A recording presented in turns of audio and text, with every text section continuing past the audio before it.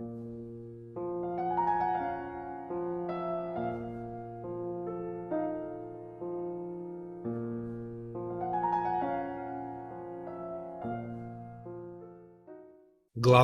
11.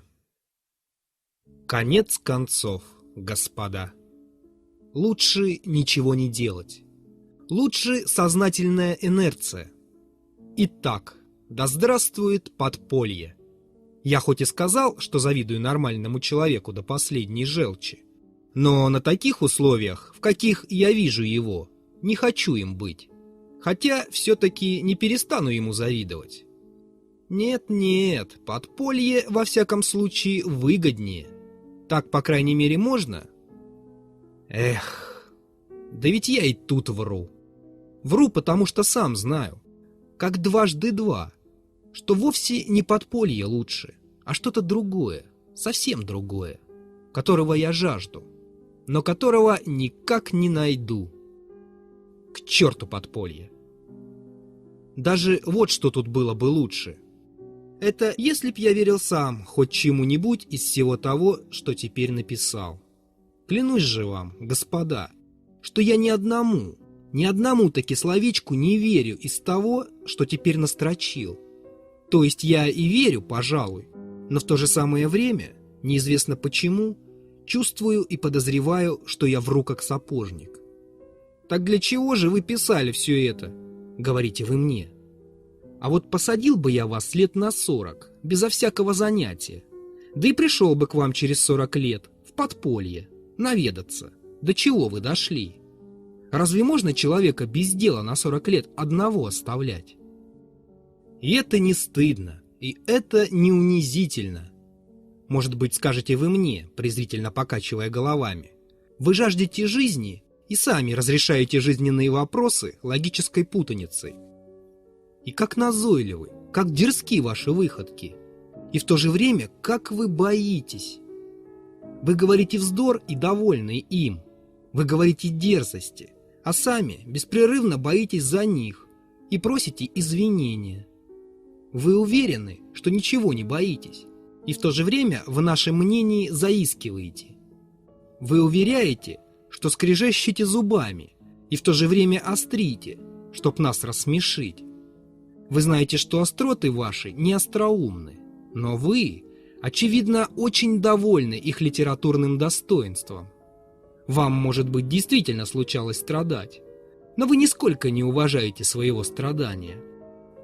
В вас есть и правда, но в вас нет целомудрия. Вы из самого мелкого тщеславия несете правду на показ, на позор, на рынок. Вы действительно хотите что-то сказать, но из боязни прячете ваше последнее слово, потому что у вас нет решимости его высказать, а только трусливое нахальство. Вы хвалитесь сознанием, но вы только колеблетесь, потому что хоть ум у вас и работает, но сердце ваше развратом помрачено, и без чистого сердца полного, правильного сознания не будет. И сколько в вас назойливости, как вы напрашиваетесь, как вы кривляетесь. Ложь, ложь и ложь. Разумеется, все эти ваши слова я сам теперь сочинил. Это тоже из подполья. Я так 40 лет сряду к этим вашим словам в щелочку прислушивался. Я их сам выдумал. Ведь только это и выдумывалось. Не мудрено, что наизусть заучилась и литературную форму приняла. Но неужели вы и в самом деле до того легковесны, что воображаете, будто я это все напечатаю, да еще вам дам читать? И вот еще для меня задача. Для чего в самом деле называю я вас господами? Для чего обращаюсь к вам, как будто и вправду к читателям? Таких признаний, какие я намерен начать излагать, не печатают и другим читать не дают. По крайней мере, я настолько твердости в себе не имею, да и нужным не считаю иметь. Но видите ли, мне в голову пришла одна фантазия, и я во что бы то ни стало ее хочу осуществить. Вот в чем дело. Есть в воспоминаниях всякого человека такие вещи, которые он открывает не всем, а разве только друзьям. Есть и такие, которые он и друзьям не откроет, а разве только себе самому, да и то под секретом. Но есть, наконец, и такие, которые даже и себе человек открывать боится. И таких вещей у всякого порядочного человека довольно-таки накопится. То есть даже так, чем более он порядочный человек, тем более у него их и есть. По крайней мере, я сам только недавно решился припомнить иные мои прежние приключения, а до сих пор всегда обходил их, даже с каким-то беспокойством. Теперь же, когда я не только припоминаю, но даже решился записывать, теперь я именно хочу испытать, можно ли хоть с самим собой совершенно быть откровенным и не побояться всей правды. Замечу, кстати, Гейне утверждает, что верные автобиографии почти невозможны, и человек сам об себе, наверное, налжет. По его мнению, Руссо, например, непременно налгал на себя в своей исповеди, и даже умышленно налгал, из тщеславия. Я уверен, что Гейне прав. Я очень хорошо понимаю, как иногда можно единственно из одного тщеславия наклепать на себя целые преступления. И даже очень хорошо постигаю, какого рода может быть это тщеславие. Но Гейне судил о человеке, исповедавшемся перед публикой.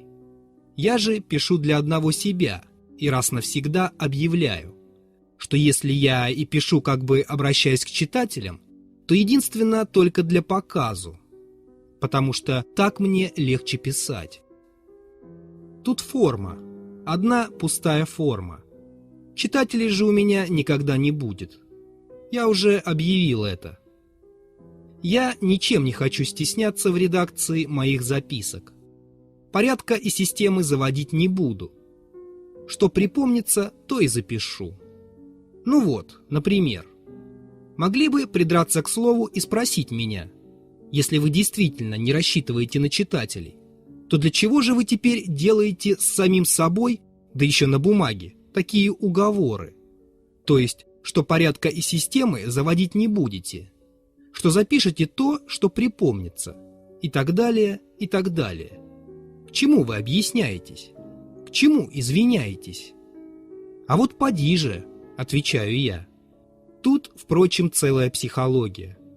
Может быть и то, что я просто трус, а может быть и то, что я нарочно воображаю перед собой публику, чтобы вести себя приличнее, в то время, когда буду записывать. Причин может быть 1000. Но вот что еще. Для чего? Зачем, собственно, я хочу писать? Если не для публики, так ведь можно было бы и так, мысленно все припомнить, не переводя на бумагу. Такс, но на бумаге оно выйдет как-то торжественнее. В этом есть что-то внушающее. Суда больше над собой будет, слогу прибавится. Кроме того, может быть, я от записывания действительно получу облегчение. Вот нынче, например, меня особенно давит одно давнишнее воспоминание. Припомнилось оно мне ясно еще на днях, и с тех пор осталось со мною, как досадный музыкальный мотив, который не хочет отвязаться. А между тем надобно от него отвязаться. Таких воспоминаний у меня сотни. Но по временам из сотни выдается одно какое-нибудь и давит. Я почему-то верю, что если я его запишу, то оно и отвяжется. Отчего же не испробовать? Наконец, мне скучно, а я постоянно ничего не делаю. Записывание же действительно как будто работа. Говорят, от работы человек добрым и честным делается.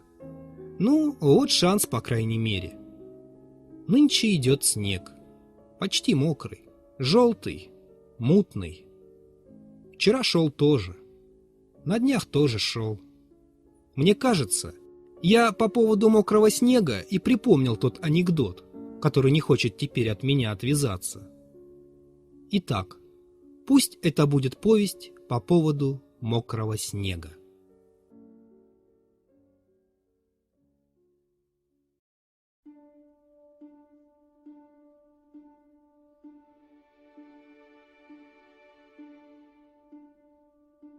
Часть 2. По поводу мокрого снега. Когда из мрака заблуждение, горячим словом убеждение, я душу падшую извлек, и вся полна глубокой муки, ты прокляла, ломая руки, тебя опутавший порок. Когда забывчивую совесть, воспоминанием казня, ты мне передавала повесть всего, что было до меня. И вдруг, закрыв лицо руками, стыдом и ужасом полна, ты разрешилась слезами, возмущена, потрясена. И так далее, и так далее, и так далее. Из поэзии Николая Алексеевича Некрасова.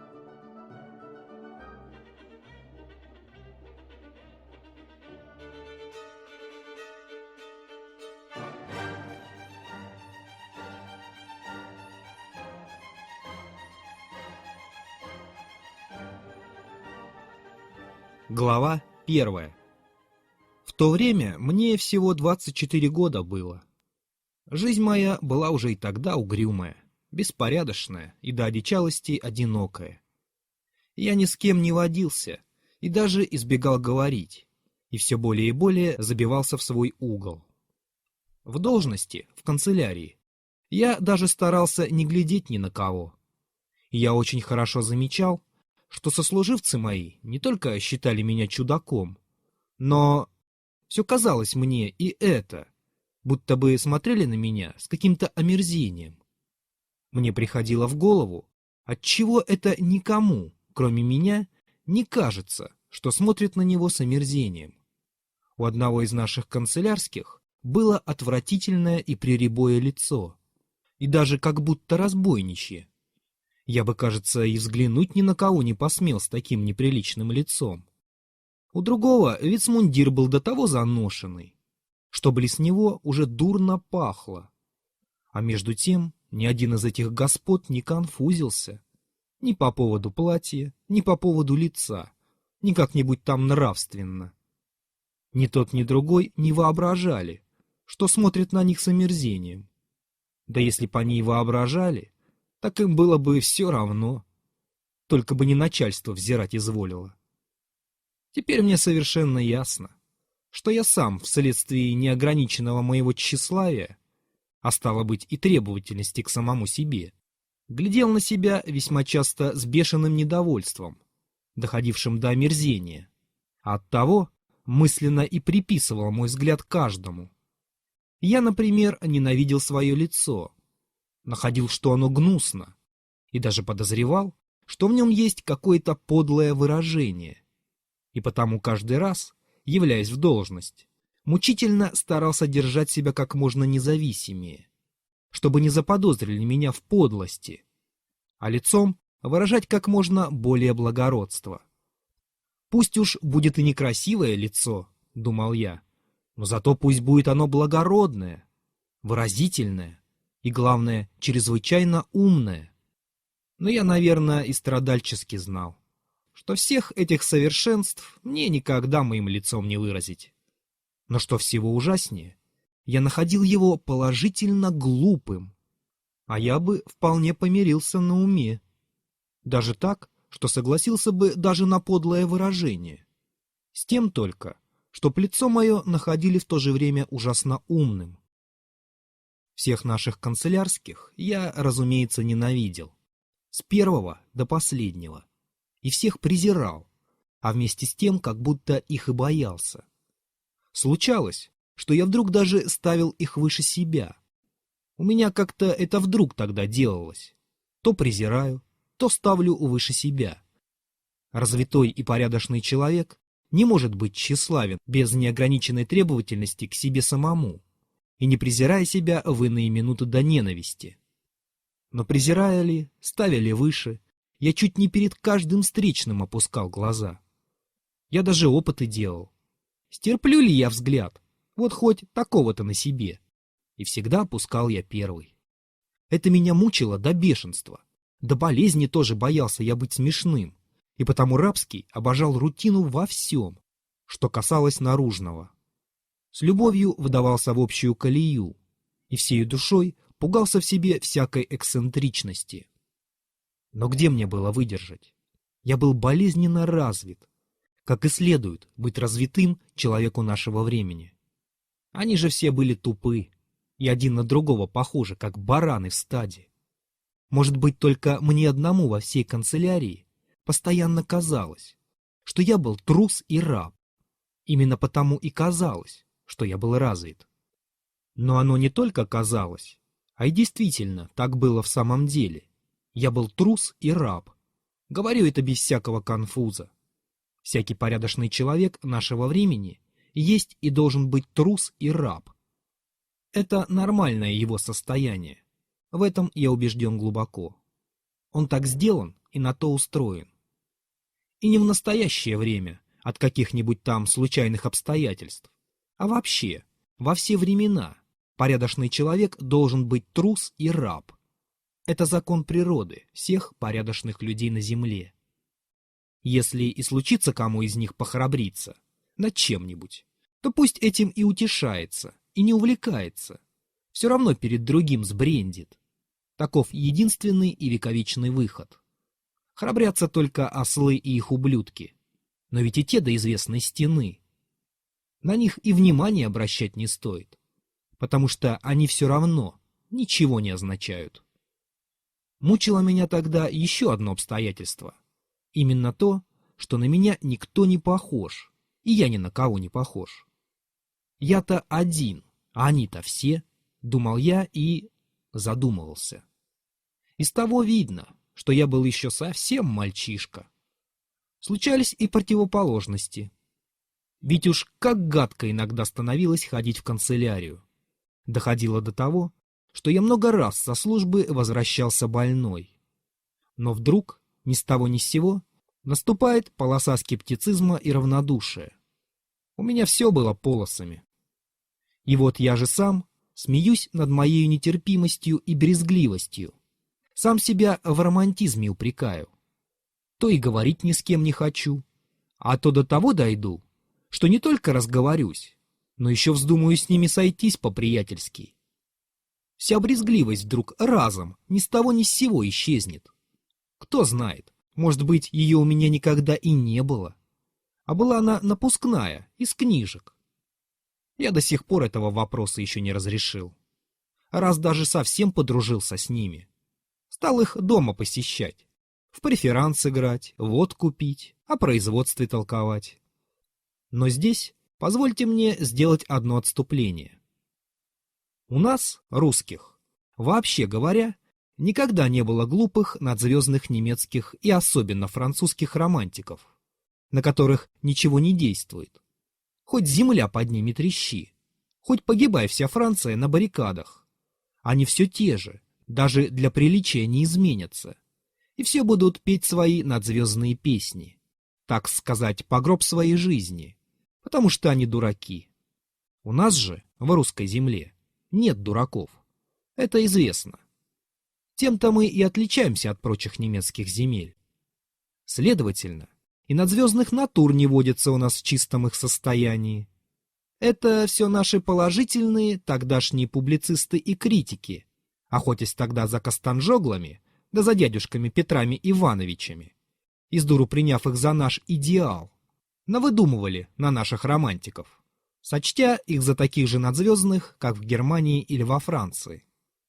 Напротив, свойства нашего романтика совершенно и прямо противоположны надзвездно-европейскому. И ни одна европейская мерочка сюда не подходит. Уж позвольте мне употреблять это слово «романтик». Словечко старинное, почтенное, заслуженное и всем знакомое.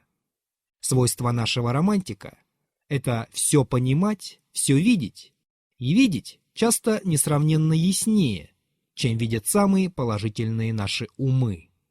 Ни с кем и ни с чем не примиряться, ни в то же время ничем не брезгать, все обойти, всему уступить, со всеми поступить политично, постоянно не терять из виду полезную практическую цель, какие-нибудь там казенные квартирки, пансиончики, звездочки.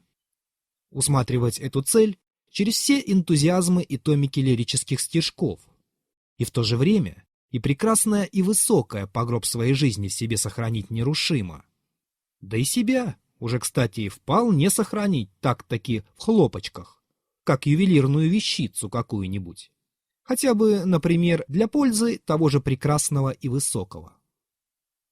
Широкий человек наш романтик, и первейший плут из всех наших плутов. Уверяю вас в том, даже по опыту. Разумеется, все это, если романтик умен. То есть, что ж это я? Романтик и всегда умен. Я хотел только заметить, что хоть и бывали у нас дураки-романтики, но это не в счет. И единственно потому, что они еще в цвете сил окончательно в немцев перерождались.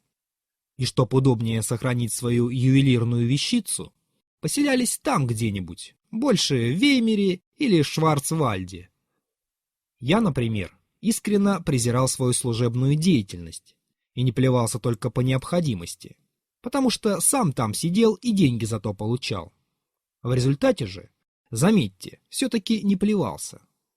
Наш романтик скорее сойдет с ума, что, впрочем, очень редко бывает, а плеваться не станет, если другой карьеры у него в виду не имеется, и в толчки его никогда не выгонят. А разве свезут в сумасшедший дом в виде испанского короля? Да и то, если уж очень с ума сойдет. Но ведь сходят у нас с ума только жиденькие и белокуренькие. Несчетное же число романтиков значительные чины впоследствии происходят. Многосторонность необыкновенная. И какая способность к самым противоречивейшим ощущениям. Я и тогда был этим утешен, да и теперь тех же мыслей. Оттого-то у нас так и много широких натур, которые даже при самом последнем падении никогда не теряют своего идеала. И хоть и пальцем не пошевелят для идеала-то, хоть разбойники и воры отъявленные, а все-таки до слез свой первоначальный идеал уважают и необыкновенно в душе честны. Да-с. Только между нами самый отъявленный подлец может быть совершенно и даже возвышенно честен в душе, в то же время нисколько не переставая быть подлецом. Повторяю, ведь сплошь да рядом из наших романтиков выходят иногда такие деловые шельмы. Слово «шельмы» я употребляю любя. Такое чутье действительности и знания положительного вдруг оказывают, что изумленное начальство и публика только языком на них в остолбенении пощелкивают. Многосторонность поистине изумительная. И Бог знает, во что обратится она и выработается при последующих обстоятельствах. И что сулит нам в нашем дальнейшем. А не дурен, материалс. Не из патриотизма какого-нибудь, смешного или квасного, я так говорю. Впрочем, я уверен, вы опять думаете, что я смеюсь. А кто знает, может быть, и обратно, то есть уверены, что я и в самом деле так думаю. Во всяком случае, господа, оба мнения ваши я буду считать себе за честь и особенное удовольствие. А отступление мое мне простите. С товарищами моими я, разумеется, дружества не выдерживал и очень скоро расплевывался, а вследствие еще юной тогдашней неопытности даже и кланяться им переставал, точно отрезывал. Это, впрочем, со мной всего один раз и случилось. Вообще же я всегда был один. Дома я, во-первых, всего больше читал. Хотелось заглушить внешними ощущениями все беспрерывно внутри меня накипевшее. А из внешних ощущений было для меня в возможности только одно чтение. Чтение, конечно, много помогло. Волновало, услаждало и мучило. Но по временам наскучило ужасно. Все-таки хотелось двигаться. Я вдруг погружался в темный, надземный, гадкий, не разврат, а развратишко. Страстишки во мне были острые, жгучие, от всегдашней болезненной моей раздражительности. Порывы бывали истерические, со слезами и конвульсиями. Кроме чтения идти было некуда. То есть не было ничего, чтобы мог я тогда уважать в моем окружающем, и к чему бы потянуло меня. Закапала сверх того тоска. являлась истерическая жажда противоречий, контрастов. И вот я и пускался развратничать. Я ведь вовсе не для оправдания моего сейчас только наговорил. А впрочем, нет, соврал. Я именно себя оправдать хотел. Это я для себя, господа, заметочку делаю. Не хочу лгать. Слово дал. Развратничал я уединенно. По ночам. Потаенно, боязливо, грязно, со стыдом. Не оставлявший меня в самые омерзительные минуты. И даже доходившим в такие минуты до проклятия. Я уже тогда носил в душе мои подполья. Боялся я ужасно, чтоб меня как-нибудь не увидели, не встретили, не узнали. Ходил же я по разным весьма темным местам. Раз, проходя мимо одного трактиришка, я увидел в освещенное окно, как господа киями подрались у бильярда, и как одного из них в окно спустили. В другое время мне бы очень мерзко стало.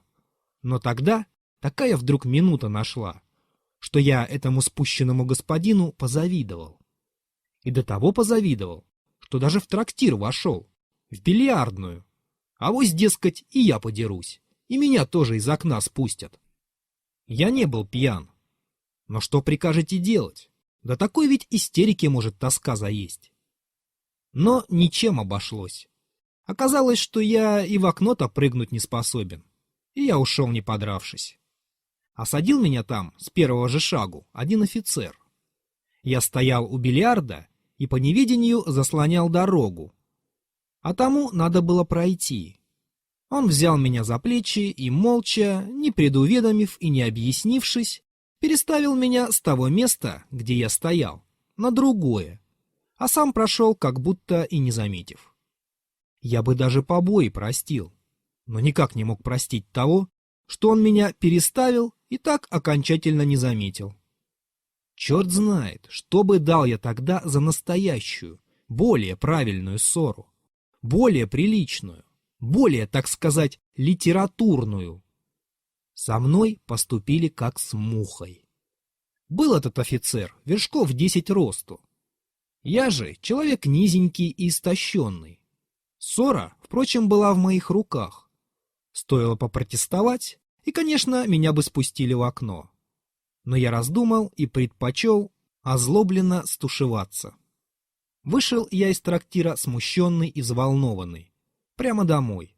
А на другой день продолжал мой развратник еще робче, забитее и грустнее, чем прежде, как будто со слезой на глазах. А все-таки продолжал. Не думайте, впрочем, что я струсил офицера от трусости. Я никогда не был трусом в душе, хотя беспрерывно трусил на деле. Но, подождите смеяться, на это есть объяснение. У меня на все есть объяснение, будьте уверены. О, если б этот офицер был из тех, которые соглашались выходить на дуэль. Но нет, это был именно из тех господ, увы, давно исчезнувших, которые предпочитали действовать киями или как поручик Пирогов у Гоголя, по начальству. На дуэль же не выходили, а с нашим братом, с Штафиркой, считали бы дуэль во всяком случае неприличную. Да и вообще считали дуэль чем-то немыслимым, вольнодумным, французским, а сами обижали довольно, особенно в случае 10 вершков росту. Примечание. Штафирка, подкладка или борт подкладки в ботинках-юбках. Здесь презрительное наименование штатских. Струсил я тут не из трусости, а из безграничнейшего тщеславия. Я испугался не 10 вершков росту, и не того, что меня больно прибьют и в окно спустят. Физической храбрости, право, хватило бы, но нравственной храбрости не достало. Я испугался того, что меня все присутствующие, начиная с нахала-маркера до последнего протухлого и угреватого чиновничишки, тут же увивавшегося с воротником из сала, не поймут и осмеют, когда я буду протестовать и заговорю с ними языком литературным, потому что о пункте чести, то есть не о чести, а о пункте чести, У нас до сих пор иначе ведь и разговаривать нельзя, как языком литературным. На обыкновенном языке о пункте чести не упоминается. Я вполне был уверен, чутье-то действительности, несмотря на весь романтизм, что все они просто лопнут со смеха, а офицер не просто, то есть не безобидно прибьет меня, а непременно коленком меня напинает, обведя таким манером вокруг бильярда. А потом уж разве смилуется и в окно спустит. Разумеется, эта мизерная история только этим одним со мной не могла окончиться. Я часто потом встречал этого офицера на улице и хорошо его заприметил. Не знаю только, узнавал ли он меня. Должно быть, нет. Заключаю по некоторым признакам. Но я смотрел на него со злобой и ненавистью, и так продолжалось несколько лет. Злоба моя даже укреплялась и разрасталась годами. Сначала я потихоньку начал разузнавать об этом офицере. Трудно мне это было, потому что я ни с кем не был знаком. Но однажды кто-то окликнул его по фамилии на улице, когда я издали шел за ним, точно привязанный к нему. И вот я фамилию узнал. Другой раз я проследил его до самой его квартиры. И за гривенник узнал у дворника, где он живет, в каком этаже, один или с кем-нибудь и так далее. Одним словом, все, что можно узнать от дворника. Раз поутру, хоть я и никогда не литературствовал, мне вдруг пришла мысль описать этого офицера в обличительском виде, в карикатуре, в виде повести. Я с наслаждением писал эту повесть. Я обличал, даже поклеветал. Фамилию я так подделал сначала, что можно было тотчас узнать. Но потом, по зрелом рассуждении, изменил и отослал в отечественные записки. Но тогда еще не было обличений, и мою повесть не напечатали. Мне это было очень досадно. Иногда злоба меня просто душила. Наконец я решился вызвать противника моего на дуэль. Я сочинил к нему прекрасное, привлекательное письмо, умоляя его предо мной извиниться. В случае же отказа довольно твердо намекал на дуэль. Письмо было так сочинено, что если б офицер чуть-чуть понимал прекрасное и высокое, то непременно бы прибежал ко мне, чтобы броситься мне на шею и предложить свою дружбу. И как бы это было хорошо! Мы бы так зажили, так зажили. Он бы защищал меня своей сановитостью. Я бы облагораживал его своей развитостью. Ну и идеями. И много кое-чего бы могло быть. Вообразите, что тогда прошло уже 2 года, как он меня обидел. И вызов мой был безобразнейшим анахронизмом, несмотря на всю ловкость письма моего, объяснявшего и прикрывавшего анахронизм. Но, слава Богу, до сих пор благодарю Всевышнего со слезами. Я письма моего не послал. Мороз по коже пробирает, как вспомню, что бы могло выйти, если б я послал. И вдруг я отомстил самым простейшим, самым гениальнейшим образом. Меня вдруг осенила пресветлая мысль. Иногда по праздникам я хаживал в 4 часу на Невский и гулял по солнечной стороне. То есть я там вовсе не гулял, я испытывал бесчисленные мучения, унижения и разлитие желчи. Но того-то мне верно и надобно было. Я шмыгал как вьюн, самым некрасивым образом, между прохожими, уступая беспрерывно дорогу то генералам, то кавалергерским или гусарским офицерам, то барыням. Я чувствовал в эти минуты конвульсивные боли в сердце и жар в спине при одном представлении о мизере моего костюма, о мизере и пошлости моей шмыгающей фигурки. Примечание. Мизер с французского «нищета, убожество».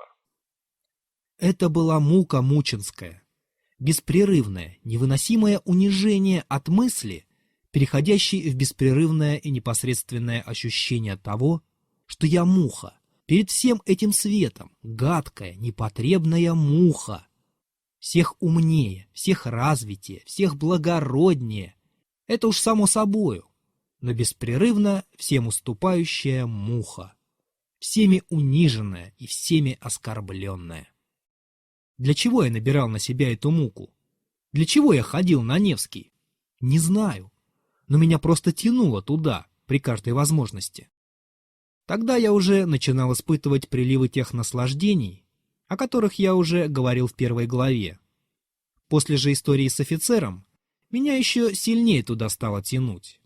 На Невском-то я его и встречал наиболее. Там-то я и любовался им. Он тогда ходил туда более в праздники.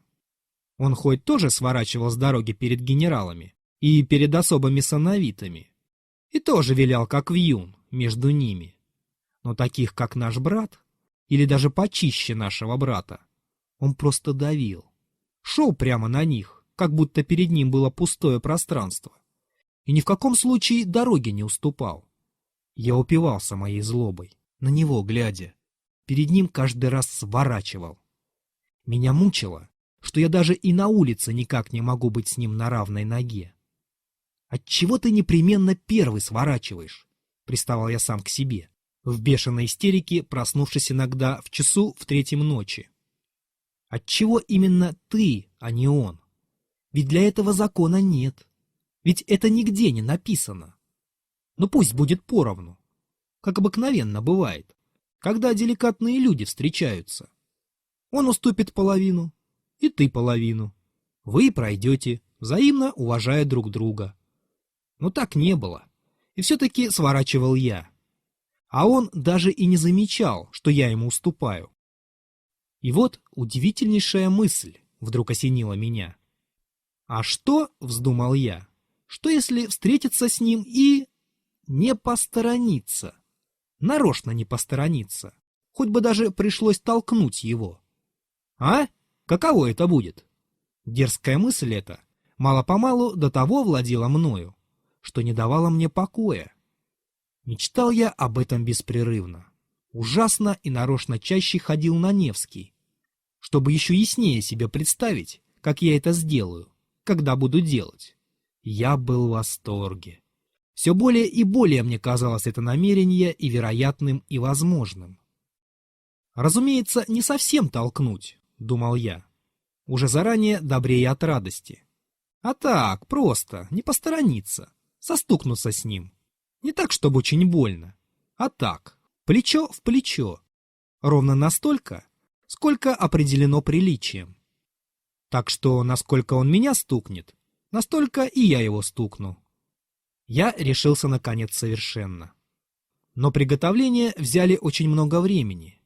Первое то, что во время исполнения нужно было быть в более приличнейшем виде и позаботиться о костюме. На всякий случай, если, например, завяжется публичная история.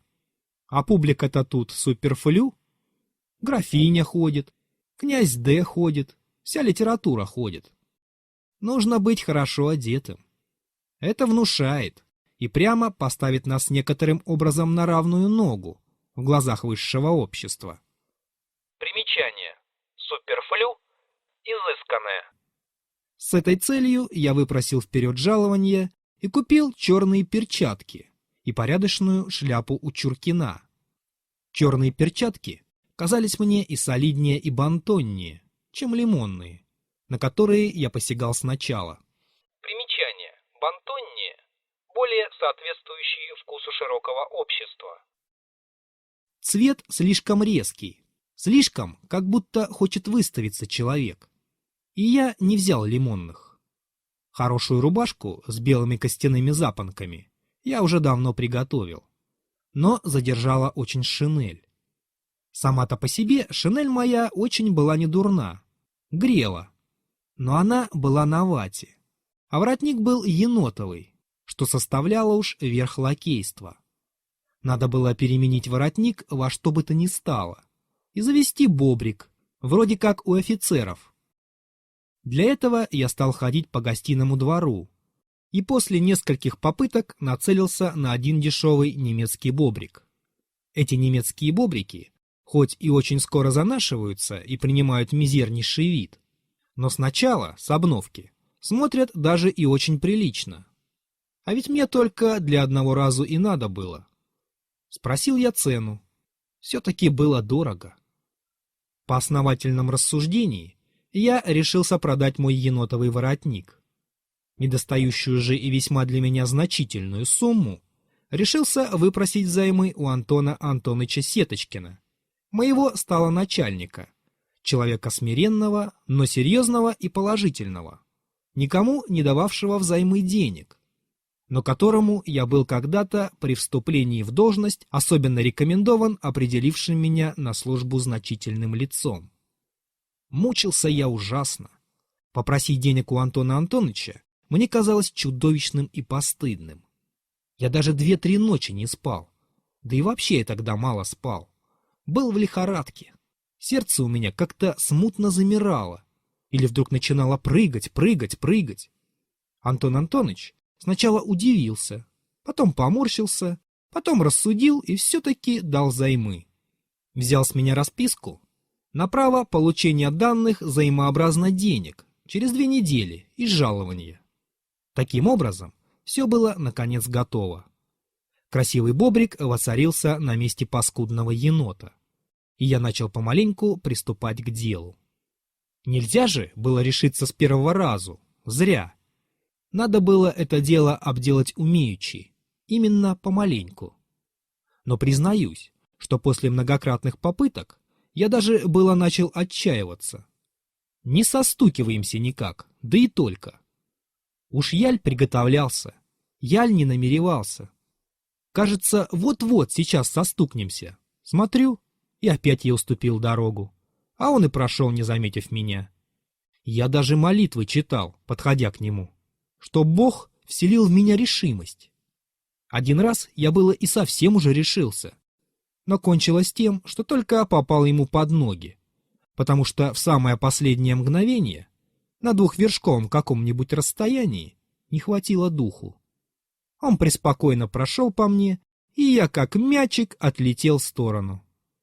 В эту ночь я был опять болен в лихорадке и бредил. И вдруг все закончилось как нельзя лучше. Накануне ночью я окончательно положил не исполнять моего пагубного намерения и все оставить в туне. И с этой целью в последний раз я вышел на Невский, чтобы только так посмотреть, как это я оставлю все это в туне. Вдруг, в 3 шагах от врага моего, я неожиданно решился, зажмурил глаза и... Мы плотно столкнулись плечо о плечо. Я не уступил ни вершка и прошел мимо совершенно на ровной ноге. Он даже не оглянулся и сделал вид, что не заметил. Но он только вид сделал, я уверен в этом. Я до сих пор в этом уверен. Разумеется, мне досталось больше. Он был сильнее, но не в том было дело. Дело было в том, что я достиг цели, поддержал достоинство, не уступил ни на шаг и публично поставил себя с ним на равной социальной ноге. Воротился я домой, совершенно отмщенный за все. Я был в восторге. Я торжествовал и пел итальянские арии. Разумеется, я вам не буду описывать того, что произошло со мной через 3 дня. Если читали мою первую главу «Подполье», то можете сами догадаться.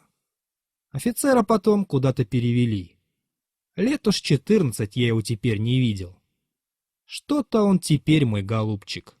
Кого давит? Глава 2.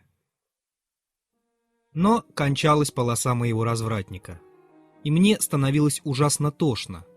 Наступало раскаяние. Я его гнал, слишком уж тошнило. Мало-помалу я, однако же, и к этому привыкал. Я ко всему привыкал. То есть не то, что привыкал, а как-то добровольно соглашался переносить. Но у меня был выход, все примирявший. Это спасаться во все прекрасное и высокое. Конечно, в мечтах. Мечтал я ужасно. Мечтал по 3 месяца сряду, забившись в свой угол. И уж поверьте, что в эти мгновения я не похож был на того господина, который в смятении куриного сердца пришивал к воротнику своей шинели немецкий бобрик. Я делался другим героем. Моего 10-вершкового поручика я бы даже и с визитом к себе тогда не пустил. Я даже и представить его себе не мог тогда. Что такое были мои мечты? И как мог я ими довольствоваться? Об этом трудно сказать теперь. Но тогда я этим довольствовался. Впрочем, я ведь и теперь этим отчасти довольствуюсь. Мечты, особенно слаще и сильнее, приходили ко мне после развратика. Приходили с раскаянием и слезами, с проклятиями и восторгами. Бывали мгновения такого положительного упоения, такого счастья, что даже малейшей насмешки внутри меня не ощущалось. Ей-богу! Была вера, надежда, любовь. То-то и есть, что я слепо верил тогда, что каким-то чудом, каким-нибудь внешним обстоятельством все это вдруг раздвинется, расширится. Вдруг представится горизонт соответственной деятельности, благотворной, прекрасной. И главное, совсем готовый. Какой именно, я никогда не знал. Но главное, совсем готовый. И вот я выступлю вдруг на свет Божий, чуть ли не на белом коне и не в лавровом венке. Второстепенной роли я и понять не мог. И вот именно потому-то в действительности очень спокойно занимал последнюю. Либо герой, либо грязь. Средины не было. Это-то меня изгубило.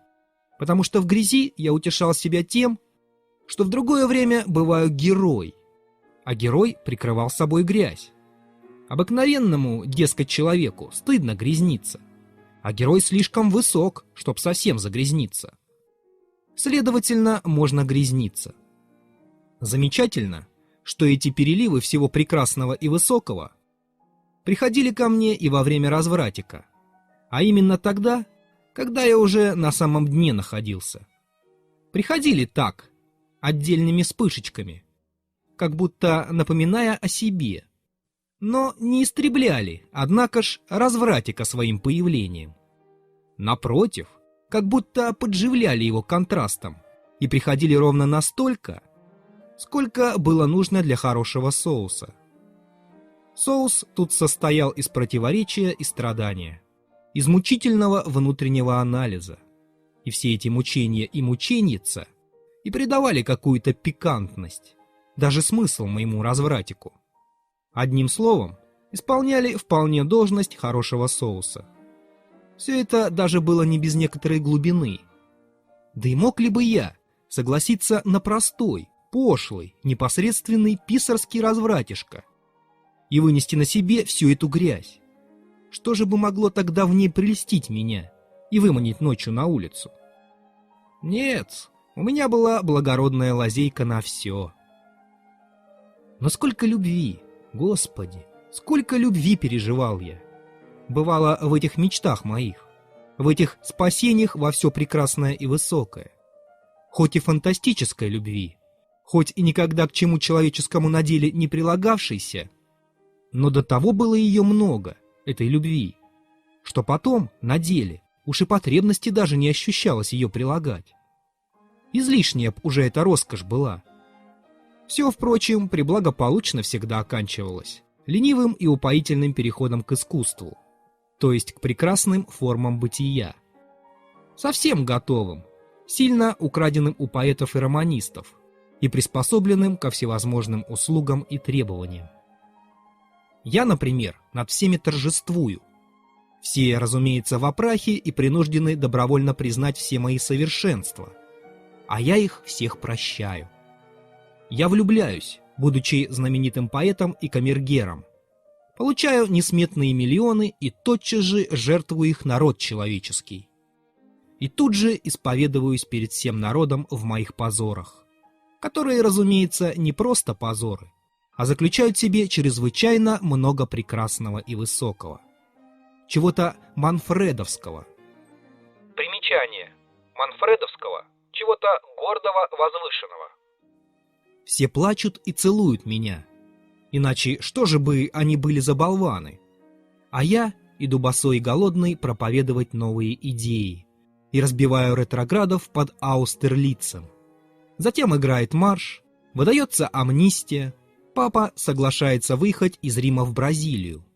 Затем бал для всей Италии на вилле Боргезе, что на берегу озера Комо, так как озеро Комо нарочно переносится для этого случая в Рим.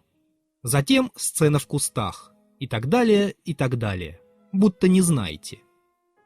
Вы скажете, что пошло и подло выводить все это теперь на рынок, после стольких упоений и слез, в которых я сам признался. Отчего ж подлос? Неужели вы думаете, что я стыжусь всего этого, и что все это было глупее, хотя чего бы то ни было в вашей, господа, жизни? И к тому же поверьте, что у меня кое-что было вовсе не дурно составлено. Не все же происходило на озере Комо. А впрочем, вы правы. Действительно, и пошло, и подло. А подлее всего то, что я теперь начал перед вами оправдываться. А еще подлее то, что я делаю теперь это замечание. Да довольно, впрочем, а то ведь никогда и не кончишь. Все будет одно другого подлее. Больше 3 месяцев я никак не в состоянии был сряду мечтать и начинал ощущать непреодолимую потребность ринуться в общество. Ринуться в общество означало у меня сходить в гости к моему сталоначальнику, Антону Антонычу Сеточкину. Это был единственный мой постоянный знакомый во всю мою жизнь. Я даже сам удивляюсь теперь этому обстоятельству. Но и к нему я ходил разве только тогда, когда уже наступала такая полоса, а мечты мои доходили до такого счастья, что надо было непременно и немедленно обняться с людьми и со всем человечеством. А для этого надо было иметь хоть одного человека в наличности, действительно существующего. К Антону Антонычу надо было, впрочем, являться по вторникам, его день. Следственно, и подгонять потребность обняться со всем человечеством надо было всегда ко вторнику. Помещался этот Антон Антоныч у 5 углов, в 4 этаже и в 4 комнатках, низеньких и мал-мало меньше, имевших самый экономический и желтенький вид.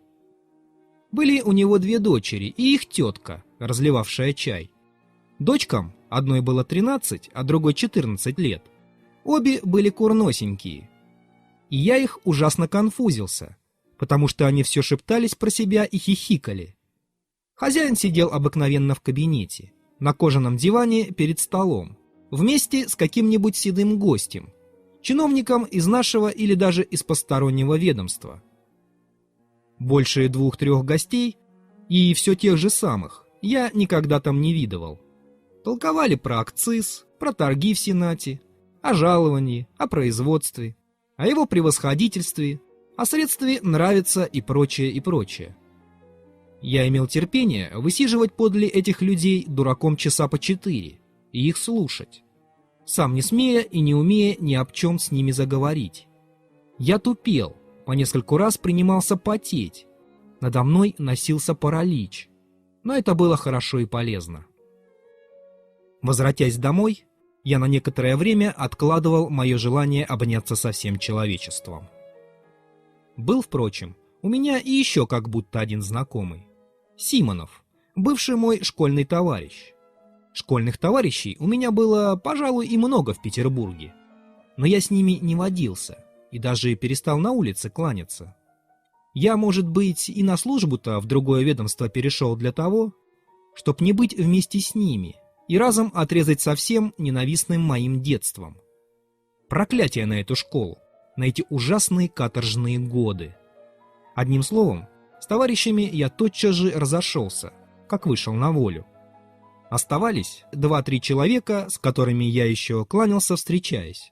В том числе был и Симонов, который в школе у нас ничем не отличался. Был ровен и тих, но в нем я отличил некоторую независимость характера и даже честность. Даже не думаю, что он был бы очень уж ограничен. У меня с ним бывали когда-то довольно светлые минуты. Но недолго продолжались и как-то вдруг задернулись туманом. Он, видимо, тяготился этими воспоминаниями и, кажется, все боялся, что я впаду в прежний тон. Я подозревал, что я был ему очень противен, но все-таки ходил к нему, неуверенный в том, наверное. А вот однажды, в четверг, Не выдержав моего одиночества и зная, что в четверг у Антона Антоныча дверь заперта, я вспомнил о Симонове. Подымаясь к нему на 4-й этаж, я именно думал о том, что этот господин тяготится мною, и что напрасно я это иду. Но так как кончалось всегда тем, что подобные соображения, как нарочно, еще более подбивали меня лезть в двусмысленное положение, то я и вошел. Был почти год, как я последний раз перед тем видел Симонова.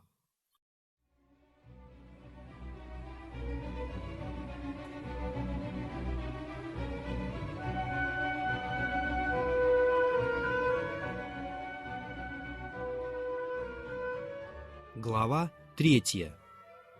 Я застал у него еще 2 моих школьных товарищей. Они толковали, по-видимому, об одном важном деле. На приход мой ни один из них не обратил почти никакого внимания, что было даже странно, потому что я не виделся с ними уже годы. Очевидно, меня считали чем-то вроде самой обыкновенной мухи. Так не третировали меня даже в школе, хотя все меня там ненавидели. Я, конечно, понимал, что они должны были презирать меня теперь за неуспех моей служебной карьеры и за то, что я уже очень опустился, ходил в дурном платье и прочее, что в их глазах составляло вывеску моей неспособности и мелкого значения. Но я все-таки не ожидал до такой степени презрения. Симонов даже удивился моему приходу. Он и прежде всегда как будто удивлялся моему приходу. Все это меня озадачило.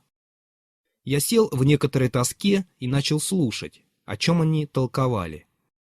Шла речь серьезная и даже горячая о прощальном обеде, который хотели устроить эти господа завтра же, сообща отъезжавшему далеко в губернию их товарищу Зверкову, служившему офицером. Мосье Зверков был все время и моим школьным товарищем. Я особенно стал его ненавидеть с высших классов. В низших классах он был только хорошенький резвый мальчик, которого все любили. Я, впрочем, ненавидел его и в низших классах, и именно за то, что он был хорошенький и резвый мальчик. Учился он всегда постоянно плохо, и чем дальше, тем хуже. Однако же вышел из школы удачно, потому что имел покровительство. В последний год его в нашей школе ему досталось наследство — 200 душ. А так как у нас все почти были бедные, то он даже перед нами стал фанфаронить. Это был пошляк высшей степени. Но, однако ж, добрый малый, даже и тогда, когда фанфаронил. У нас же, несмотря на наружные, фантастические и фразерские формы чести и гонора, все, кроме очень немногих, даже увивались перед Зверковым, чем более он фанфаронил. И не из выгоды какой-нибудь увивались, а так, из-за того, что он фаворизированный дарами природы человек. При том же, как-то принято было у нас считать Зверкова специалистом по части ловкости и хороших манер. Последнее меня особенно бесило. Я ненавидел резкий, не сомневающийся в себе звук его голоса, обожание собственных своих острот, которые у него выходили ужасно глупы, хотя он был и смел на язык. Я ненавидел его красивое, но глупенькое лицо, на которое я бы, впрочем, променял с охотою свое умное, и развязно-офицерские приемы 40-х годов. Я ненавидел то, что он рассказывал о своих будущих успехах с женщинами. Он не решался начинать с женщинами, не имея еще офицерских эполет, и ждал их с нетерпением. И о том, как он поминутно будет выходить на дуэли. Помню, как я, всегда молчаливый, вдруг сцепился с Зверковым, когда он, толкуя раз в свободное время с товарищами о будущей клубничке и разыгравшись, наконец, как молодой щенок на солнце, вдруг объявил, что ни одной деревенской девы в своей деревне не оставит без внимания, что это право владельца, а мужиков, если осмелятся протестовать, всех пересечет и всем им, бородатым канальям, вдвое наложит оброку. Наши хамы аплодировали. Я же сцепился И вовсе не из жалости к девам и их отцам, а просто за то, что такой козявке так аплодировали. Я тогда одолел, но Зверков, хоть и глуп был, но был весел и дерзок, а потому отсмеялся, и даже так, что я, по правде, не совсем и одолел. Смех остался на его стороне. Он потом еще несколько раз одолевал меня, но без злобы, а как-то так, шутя, мимоходом, смеясь.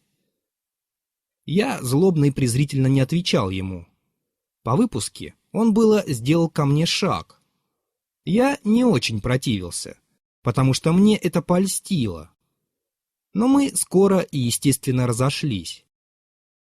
Потом я слыхал об его казарменно-поручичьих успехах, о том, как он кутит. Потом пошли другие слухи, о том, как он успевает по службе. На улице он мне уже не кланялся, и я подозревал, что он боится компрометировать себя, раскланиваясь такой незначительной, как я, личностью. Видел я его тоже один раз в театре, в 3-м ярусе, уже в аксельбантах. Он увивался и изгибался перед дочками одного древнего генерала. Года в 3 он очень опустился, хотя был по-прежнему довольно красив и ловок. Как-то отек, стал жиреть. Видно было, что к 30 годам он совершенно обрюзгнет. Вот этому-то, уезжавшему наконец Зверкову, и хотели дать обет наши товарищи. Они постоянно, все 3 года водились с ним, хотя сами, внутренно, не считали себя с ним на равной ноге. Я уверен в этом. Из 2 гостей Симонова один был Ферфичкин, из русских немцев, маленький ростом, с обезьяньим лицом, всех пересмеивающий глупец, злейший враг мой еще в низших классах. Подлый, дерзкий фанфаронишка, и игравший в самую щекотливую амбициозность, хотя, разумеется, трусишка в душе. Он был из тех почитателей Зверкова, которые заигрывали с ним из видов и часто занимали у него деньги. Другой гость Симонова, Трудолюбов, была личность незамечательная, военный парень, высокого роста с холодной физиономией, довольно честный, но преклоняющийся перед всяким успехом и способный рассуждать только об одном производстве. Зверкову он доводился каким-то дальним родственником, и это, глупо сказать, придавало ему между нами некоторое значение. Меня он постоянно считал ни во что, обращался же хоть не совсем вежливо, но сносно. «Что ж, коль по 7 рублей, — заговорил Трудолюбов, — нас 3, 21 рубь. Можно хорошо пообедать. Зверков, конечно, не платит». «Уж разумеется, коль мы же его приглашаем», — решил Симонов. «Неужели же вы думаете, — заносчиво и с пылкостью вязался Ферфичкин, точно нахал-лакей, хвастающий звездами своего генерала-барина, неужели вы думаете, что Зверков нас пустит одних платить? Из деликатности примет, но зато от себя полдюжины выставит». «Ну, куда нам полдюжины?» — заметил Трудолюбов, обратив внимание только на полдюжину. «Так, 3, Зверковым 4, 21 рубль в отеле «Париж», завтра в 5 часов», — окончательно заключил Симонов, которого выбрали распорядителем. «Как же 21?» — сказал я в некотором волнении, даже, по-видимому, обидевшись. «Если считать со мной, так будет не 21, а 28 рублей». Мне показалось, что вдруг и так неожиданно предложить себя будет даже очень красиво, и они все будут разом побеждены и посмотрят на меня с уважением. «Разве вы тоже хотите?» — с неудовольствием заметил Симонов, как-то избегая глядеть на меня. Он знал меня наизусть. Меня взбесило, что он знает меня наизусть. «Почему же-с? Я ведь, кажется, тоже товарищ. И, признаюсь, мне даже обидно, что меня обошли». Заклокотал было я опять. «А где вас было искать?» — грубо ввязался Ферфичкин. «Вы всегда были не в ладах с Зверковым», — прибавил Трудолюбов, нахмурившись. Но я уж ухватился и не выпускал. «Мне кажется, об этом никто не вправе судить», — возразил я с дрожью в голосе.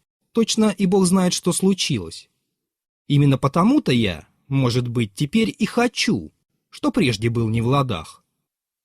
«Ну, кто вас поймет, возвышенности-то эти», — усмехнулся Трудолюбов. «Вас запишут», — решил, обращаясь ко мне, Симонов. «Завтра в 5 часов в отеле «Париж», не ошибетесь». «Деньги-то», — начал было Ферфичкин вполголоса, кивая на меня Симонову, но осекся, потому что даже Симонов сконфузился. «Довольно», — сказал Трудолюбов, вставая. «Если ему так уж очень захотелось, пусть придет».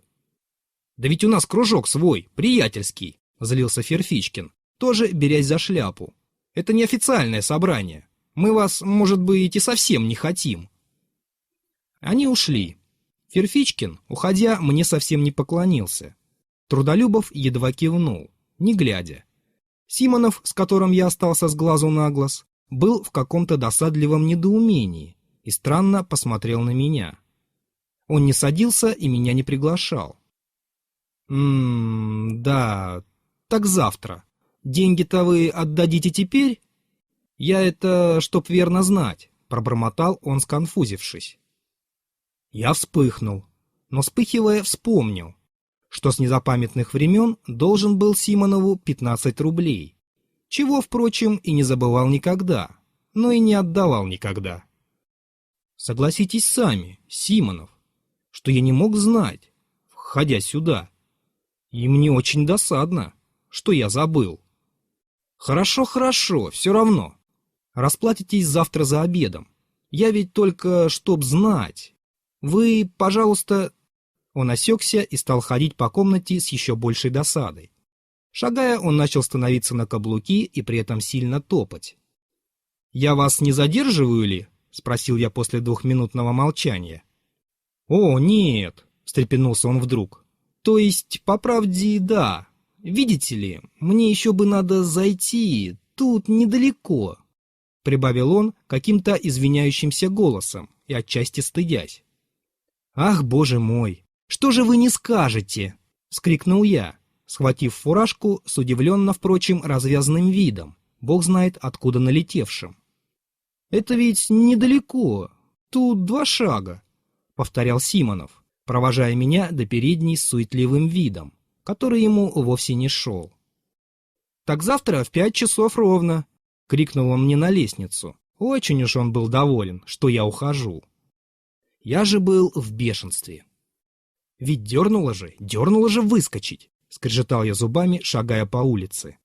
«И этому подлецу, поросенку Зверкову. Разумеется, не надо ехать. Разумеется, наплевать. Что я, связан, что ли? Завтра же уведомлю Симонова по городской почте». Но потому-то я и бесился, что, наверное, знал, что поеду, что нарочно поеду. И чем бестактнее, чем неприличнее будет мне ехать, тем скорее и поеду. И даже препятствие положительное было не ехать. Денег не было. Всего-навсего лежало у меня 9 рублей. Но из них 7 надо было отдать завтра же месячного жалования Аполлону, моему слуге, который жил у меня на 7 рублей на своих харчах. Не выдать же было невозможно, судя по характеру Аполлона. Но об этой каналье, об этой язве моей, я когда-нибудь после поговорю.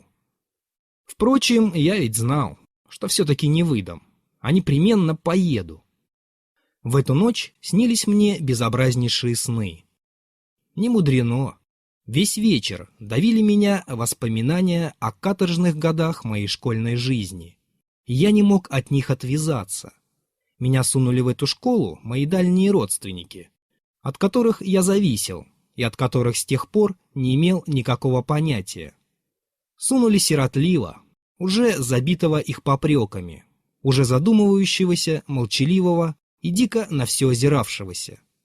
Товарищи встретили меня злобными и безжалостными насмешками за то, что я ни на кого из них не был похож. Но я не мог насмешек переносить. Я не мог так дешево уживаться, как они уживались друг с другом. Я возненавидел их тотчас и заключился от всех в пугливую, уязвленную и непомерную гордость, Грубость их меня возмутила. Они цинически смеялись над моим лицом, над моей мешковатой фигурой, а между тем, какие глупые у них самих были лица. В нашей школе выражения лиц как-то особенно глупели и перерождались. Сколько прекрасных собой детей поступало к нам. Через несколько лет на них и глядеть становилось противно. Еще в 16 лет я угрюмо на них дивился. Меня уже и тогда изумляла мелочь их мышления, глупость их занятий, игр, разговоров. Они таких необходимых вещей не понимали, такими внушающими, поражающими предметами не интересовались, что поневоле я стал считать их ниже себя. Неоскорбленное тщеславие подбивало меня к тому. И ради Бога, не вылезайте ко мне с приевшимися до тошноты казенными возражениями, что я только мечтал, а они уже и тогда действительную жизнь понимали.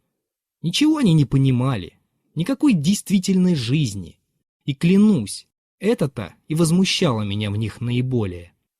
Напротив, самую очевидную, режущую глаза действительность они принимали фантастически глупо и уже тогда привыкли поклоняться одному успеху. Все, что было справедливо, но унижено и забито, над тем они жестокосердно и позорно смеялись. Чин почитали за ум. В 16 лет уже толковали о теплых местечках. Конечно, много тут было от глупости, от дурного примера, беспрерывно окружавшего их детство и отрочество. Развратны они были до уродливости. Разумеется, и тут было больше внешности, больше напускной циничности. Разумеется, юность и некоторая свежесть мелькали и в них, даже из-за разврата. Но непривлекательна была в них даже и свежесть, и проявлялась в каком-то ерничестве. Я ненавидел их ужасно, хотя, пожалуй, был их же хуже. Они мне тем же платили и не скрывали своего ко мне омерзения. Но я уже не жаловал их любви, напротив, я постоянно жаждал их унижения. Чтобы избавить себя от их насмешек, я нарочно начал как можно лучше учиться и пробился в число самых первых. Это им внушило. К тому же все они начали помаленьку понимать, что я уже читал такие книги, которые они не могли читать, и понимал такие вещи, не входившие в состав нашего специального курса, о которых они и не слыхивали. Дико и насмешливо смотрели они на это, но нравственно подчинялись. Тем более, что даже учителя обращали на меня внимание по этому поводу. Насмешки прекратились, но осталась неприязнь, и установились холодные натянутые отношения. Под конец я сам не выдержал. С летами развивалась потребность в людях, в друзьях. Я попробовал было начать сближаться с иными, но всегда это сближение выходило неестественно, и так, само собой, и оканчивалось. Был у меня раз как-то и друг, но я уже был деспот в душе. Я хотел неограниченно властвовать над его душой. Я хотел вселить в него презрение к окружающей его среде. Я потребовал от него высокомерного и окончательного разрыва с этой средой. Я испугал его моей страстной дружбой. Я доводил его до слез, до судорог. Он был наивная и отдающаяся душа. Но когда он отдался мне весь, я тотчас же возненавидел его и оттолкнул от себя. Точно он и нужен был мне только для одержания над ним победы, для одного его подчинения. Но всех я не мог победить. Мой друг был тоже ни на одного из них не похож и составлял самое редкое исключение. Первым делом моим по выходе из школы было оставить ту специальную службу, которой я предназначался, чтобы все нити порвать, проклясть прошлое и прахом его посыпать. И черт знает зачем после того я потащился к этому Симонову. Утром я рано схватился с постели, вскочил с волнением, точно все это сейчас же и начнет совершаться. Но я верил, что наступает и непременно наступит сегодня же какой-то радикальный перелом в моей жизни. С непривычки, что ли, но мне всю жизнь, при всяком внешнем, хотя бы малейшем событии, все казалось, что вот сейчас и наступит какой-нибудь радикальный перелом в моей жизни. Я, впрочем, отправился в должность по-обыкновенному, но улизнул домой 2 часами раньше, чтоб приготовиться. Главное, думал я, надо приехать не первым, а то подумают, что я уж очень обрадовался. Но таких главных вещей были тысячи, и все они волновали меня до бессилия. Я собственноручно еще раз вычистил мои сапоги. Аполлон ни за что на свете не стал бы чистить их 2 раза в день, находя, что это непорядок. Чистил же я, украв щетки из передней, чтоб он как-нибудь не заметил и не стал потом презирать меня. Затем я подробно осмотрел мое платье и нашел, что все старо, потерто, заношено. Слишком я уж обнеряшился. Вицмундир, пожалуй, был исправен, но не в вицмундире же было ехать обедать. А главное, на панталонах, на самой коленке, было огромное желтое пятно. Я предчувствовал, что одно уже это пятно отнимет у меня 9/10 собственного достоинства. Знал тоже я, что очень низко так думать. Но теперь не до думанья. Теперь наступает действительность, думал я и падал духом. Знал я тоже отлично, тогда же, что все эти факты чудовищно преувеличиваю. Но что же было делать? Совладать я с собой уже не мог, и меня трясла лихорадка. С отчаянием представлял я себе, как свысока и холодно встретит меня этот подлец Зверков, с каким тупым, ничем не отразимым презрением будет смотреть на меня тупица Трудолюбов, как скверно и дерзко будет подхихикивать на мой счет козявка Ферфичкин, чтобы подслужиться Зверкову, как отлично поймет про себя все это Симонов, и как будет презирать меня за низость моего тщеславия и малодушия. И главное, как все это будет мизерно, нелитературно, обыденно. Конечно, всего бы лучше совсем не ехать. Но это-то уж было больше всего невозможно. Уж когда меня начинало тянуть, так я уж и так и втягивался весь, с головой. Я бы всю жизнь дразнил себя потом. А, что, струсил? Струсил в действительности, струсил. Напротив, мне страстно хотелось доказать всей этой шушере, что я вовсе не такой трус, как я сам себе представляю. Мало того, в самом сильнейшем пароксизме трусливой лихорадки мне мечталось одержать верх, победить, увлечь, заставить их полюбить себя, но хоть за возвышенность мыслей и несомненное остроумие. Они бросят Зверкова, он будет сидеть в стороне, молчать и стыдиться, а я раздавлю Зверкова. Потом, пожалуй, помирюсь с ним и выпью на «ты». Но что всего более злее и обиднее для меня, это что я тогда же знал вполне и наверно, что ничего мне этого в сущности не надо, что в сущности я вовсе не желаю их раздавливать, покорять, привлекать, и что за весь-то результат, если б только я и достиг его, я сам, первый, гроша бы не дал. О, как я молил Бога, чтоб уж прошел поскорее этот день. В невыразимой тоске я подходил к окну, отворял форточку и вглядывался в мутную мглу густо падающего мокрого снега.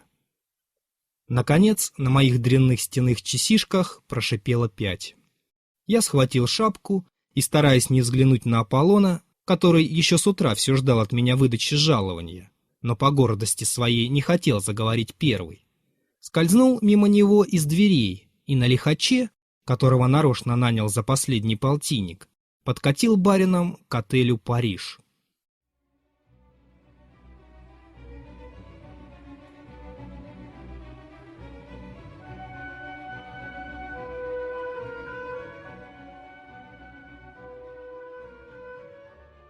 Глава 4. Я еще накануне знал, что приеду первый. Но уже дело было не в первенстве. Их не только никого не было, но я даже едва отыскал нашу комнату. На столе было еще не совсем накрыто. Что же это значило? После многих расспросов я добился, наконец, от слуг, что обед заказан к 6 часам, а не к 5. Это подтвердили и в буфете. Даже стыдно стало расспрашивать. Было еще только 25 минут 6. Если они переменили час, то во всяком случае должны же были известить. На то городская почта, а не подвергать меня позору и перед собой, и хоть перед слугами. Я сел. Слуга стал накрывать. При нем стало как-то еще обиднее. К 6 часам, кроме горевших ламп, в комнату внесены были свечи. Слуга не подумал, однако ж внести их тотчас же, как я приехал. В соседней комнате обедали. На разных столах 2 каких-то мрачных посетителя, сердитые с виду и молчаливые. В одной из дальних комнат было очень шумно. Даже кричали. Слышен был хохот целой ватаги людей. Слышались какие-то скверные французские взвизги. Обед был с дамами. Одним словом, было очень тошно. Редко я проводил более скверную минуту. Так что, когда они, ровно в 6 часов, явились все разом, я на первый миг обрадовался им как каким-то освободителем и чуть не забыл, что обязан смотреть обиженным. Зверков вошел впереди всех, видимо, предводительствуя. И он, и все они смеялись. Но, увидя меня, Зверков приосанился, подошел неторопливо, несколько перегибаясь в талии, точно кокетничая, и подал мне руку, ласково, но не очень, с какой-то осторожной, чуть не генеральской вежливостью. Точно подавая руку, оберегал себя от чего-то. Я воображал, напротив, что он тотчас же, как войдет, захохочет своим прежним хохотом, тоненьким и со взвизгами. Из первых же слов пойдут плоские его шутки и остроты. К ним-то я и готовился еще с вечера. Но никак уж не ожидал я такого свысока, такой превосходительной ласки. Стало быть, он уж вполне считал себя теперь неизмеримо выше меня во всех отношениях. Если б он только обидеть меня хотел этим генеральством, то ничего еще, думал я бы как-нибудь так отплевался. Но что, если и в самом деле, без всякого желания обидеть, в его баранью башку серьезно заползла идейка, что он неизмеримо выше меня и может на меня смотреть не иначе, как только с покровительством. От одного этого предположения я уже стал задыхаться. «Я с удивлением узнал о вашем желании участвовать с нами», — начал он, сюсюкивая и перешепетывая, и растягивая слова, чего прежде с ним не бывало. «Мы с вами как-то все не встречались. Вы нас дичитесь. Напрасно. Мы не так страшны, как вам кажется. Ну-с, во всяком случае, рад возобновить». И он небрежно повернулся положить на окно шляпу. «Давно ждете?» — спросил Трудолюбов.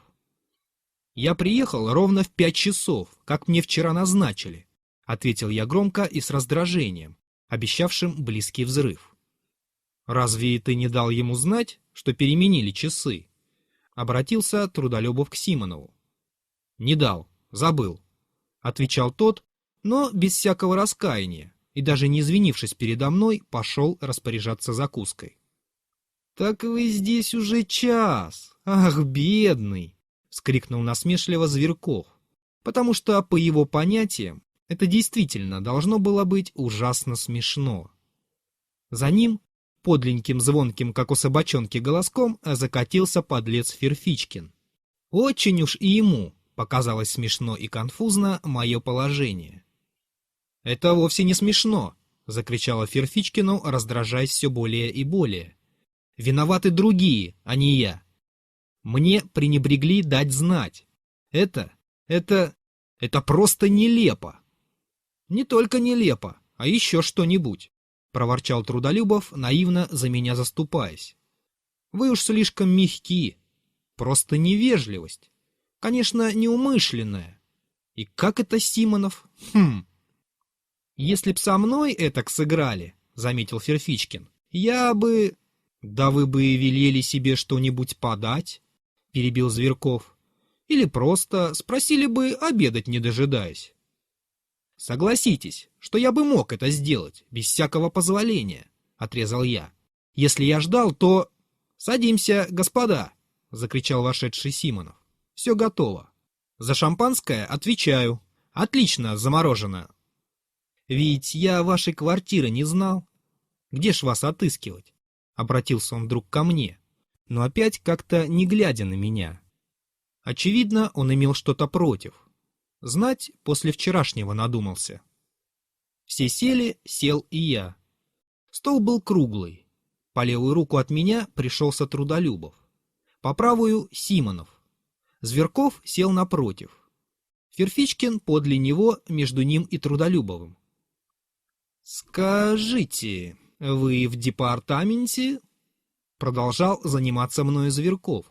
Видя, что я сконфужен, он серьезно вообразил, что меня надо обласкать и, так сказать, ободрить.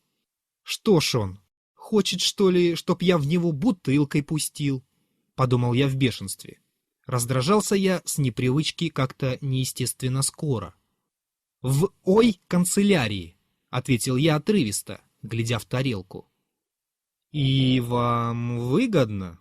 Скажите, что вас понудило оставить прежнюю службу?» «То и понудило, что захотелось оставить прежнюю службу», — протянул я втрое больше, уже почти не владея собой. Ферфичкин фыркнул. Симонов иронически посмотрел на меня. Трудолюбов остановился есть и стал меня рассматривать с любопытством. Зверкова покоробило, но он не хотел заметить. «Ну, а как ваше содержание?» «Какое это содержание?» «То есть жалование». «Да что вы меня экзаменуете?» Впрочем, я тут же и назвал, сколько получал жалования. Я ужасно краснел. «Небогато», — важно заметил Зверков. «Да-с, нельзя в кафе-ресторанах обедать», — нагло прибавил Ферфичкин. «По-моему, так даже просто бедно», — серьезно заметил Трудолюбов. «А как вы похудели, как переменились с тех пор», — прибавил Зверков уже не без яду, с каким-то нахальным сожалением, рассматривая меня и мой костюм. «Да полно, конфузить-то!» — хихикая вскрикнул Ферфичкин. «Милостивый государь, знайте, что я не конфужусь!» Прорвался я наконец. «Слышите-с? Я обедаю здесь, в кафе-ресторане, на свои деньги, на свои, а не на чужие. Заметьте это, монсеньор Ферфичкин». «Как? Кто же это здесь не на свои обедает? Вы как будто...» — вцепился Ферфичкин, покраснев как рак, и со стервенением смотря мне в глаза. «Так», — ответил я, чувствуя, что далеко зашел, «и полагаю, что лучше бы нам заняться разговором поумней. Вы, кажется, намереваетесь ваш ум показывать? Не беспокойтесь, это было бы совершенно здесь лишнее». «Да вы это что, сударь вы мой, раскудахтались, а? Вы не с ума ли уже спятили в вашем лепартаменте?» «Довольно, господа, довольно!» — закричал всевластно Зверков. «Как это глупо!» — проворчал Симонов. «Действительно, глупо. Мы собрались в дружеской компании, чтобы проводить в вояж доброго приятеля, а вы считаетесь», — заговорил Трудолюбов, грубо обращаясь ко мне одному. «Вы к нам сами вчера напросились. Не расстраивайте же общей гармонии». «Довольно, довольно!» — кричал Зверков. «Перестаньте, господа, это не идет. А вот я вам лучше расскажу, как я третьего дня чуть не женился». И вот начался какой-то пашквиль о том, как этот господин третьего дня чуть не женился. О женитьбе, впрочем, не было ни слова, но в рассказе все мелькали генералы, полковники и даже камер-юнкеры, а Зверков между ними чуть не в главе. Начался одобрительный смех. Ферфичкин даже взвизгивал. Все меня бросили, и я сидел раздавленный и уничтоженный. «Господи, мое ли это общество?» — думал я. «И каким дураком я выставил себя сам перед ними?» Я, однако ж, много позволил Ферфичкину. Думают балбесы, что честь мне сделали, дав место за своим столом, тогда как не понимают, что это я им делаю честь. Я, а не они мне. Похудел, костюм, о, проклятые панталоны. Зверков еще давеча заметил желтое пятно на коленке. Да чего тут? Сейчас же сию минуту встать из-за стола, взять шляпу и просто уйти, не говоря ни слова. Из презрения. А завтра хоть на дуэль. Подлецы. Ведь не 7 же рублей мне жалеть. Пожалуй, подумают. Черт возьми. Не жаль мне 7 рублей. Сию минуту ухожу. Разумеется, я остался. Я пил с горя лафит и херес стаканами. С непривычки быстро хмелел. А с хмелем росла и досада. Мне вдруг захотелось оскорбить их всех самым дерзким образом. И потом уж уйти. Уличить минуту и показать себя. Пусть же скажут. Хоть и смешон, да умен. И одним словом, черт с ними. Я нагло обвел их всех осоловелыми глазами. Но они точно уж меня позабыли совсем. У них было шумно, крикливо, весело. Говорил все Зверков. Я начал прислушиваться. Зверков рассказывал о какой-то пышной даме, которую он довел-таки, наконец, до признания. Разумеется, лгал, как лошадь. И что в этом деле особенно помогал ему его интимный друг, какой-то князек-гусар Коля, у которого 3000 душ. А между тем этого Коли, у которого 3000 душ, здесь нет, как нет проводить-то вас. Ввязался я вдруг в разговор. На минуту все замолчали. Вы уже о сю пору пьяны, согласился наконец заметить меня Трудолюбов, презрительно накосясь в мою сторону. Зверков молча рассматривал меня, как букашку. Я опустил глаза. Симонов поскорее начал разливать шампанское. Трудолюбов поднял бокал, за ним все, кроме меня. «Твое здоровье и счастливого пути!» — крикнул он Зверкову. «За старые годы, господа! За наше будущее! Ура!» Все выпили и полезли целоваться с Зверковым. Я не трогался. Полный бокал стоял передо мной непочатый. «А вы разве не станете пить?» — заревел потерявший терпение Трудолюбов, грозно обращаясь ко мне. «Я хочу сказать спич со своей стороны. Особо. И тогда выпью, господин Трудолюбов». «Противная злючка!» — проворчал Симонов. Я выпрямился на стуле и взял бокал в лихорадке, готовясь к чему-то необыкновенному, и сам еще не зная, что именно я скажу. «Человек природы и правды!» — крикнул Ферфичкин. «То-то ума-то будет». Зверков ждал очень серьезно, понимая, в чем дело. «Господин поручик Зверков», — начал я, — «знайте, что я ненавижу фразу, фразеров и талии с перехватами. Это первый пункт, а засим последует второй». Все сильно пошевелились. Второй пункт. Ненавижу клубничку и клубничников. И особенно клубничников. Примечание. Клубничка – любовное похождение. Третий пункт. Люблю правду, искренность и честность, продолжал я почти машинально, потому что сам уже начинал леденеть от ужаса, не понимая, как это я так говорю. Я люблю мысль, месье Зверков. Я люблю настоящее товарищество, на ровной ноге, а не... Я люблю... А впрочем, отчего ж? И я выпью за ваше здоровье, месье Зверков. Прельщайте черкешенок, стреляйте врагов Отечества и за ваше здоровье, месье Зверков. Зверков встал со стула, поклонился мне и сказал: «Очень вам благодарен». Он был ужасно обижен и даже побледнел. «Черт возьми!» — заревел Трудолюбов, ударив по столу кулаком. «Нет, за это по роже бьют!» — взвизнул Ферфичкин. «Выгнать его надо!» — проворчал Симонов. «Ни слова, господа, ни жеста!» — торжественно крикнул Зверков, останавливая общее негодование. «Благодарю вас всех, но я сам сумею доказать ему, насколько ценю его слова. Господин Ферфичкин, завтра же вы мне дадите удовлетворение за ваши сейчасшние слова, громко сказал я, важно обращаясь к Ферфичкину. То есть дуэльс? Извольте, отвечал тот, но верно, я был так смешон, вызывая, и так это не шло к моей фигуре, что все и за всеми и Ферфичкин так и легли со смеху. Да, конечно, бросите его, ведь совсем уж пьян, с омерзением проговорил Трудолюбов. Никогда не прощу себе, что его записал, проворчал опять Симонов. Вот теперь бы и пустить бутылку во всех, подумал я, взяв бутылку и налил себе полный стакан. Нет, лучше досижу до конца, продолжал я думать. Вы были бы рады, господа, чтоб я ушел. Ни за что. Нарочно буду сидеть и пить до конца, в знак того, что не придаю вам ни малейшей важности. Буду сидеть и пить, потому что здесь кабак, а я деньги за вход заплатил.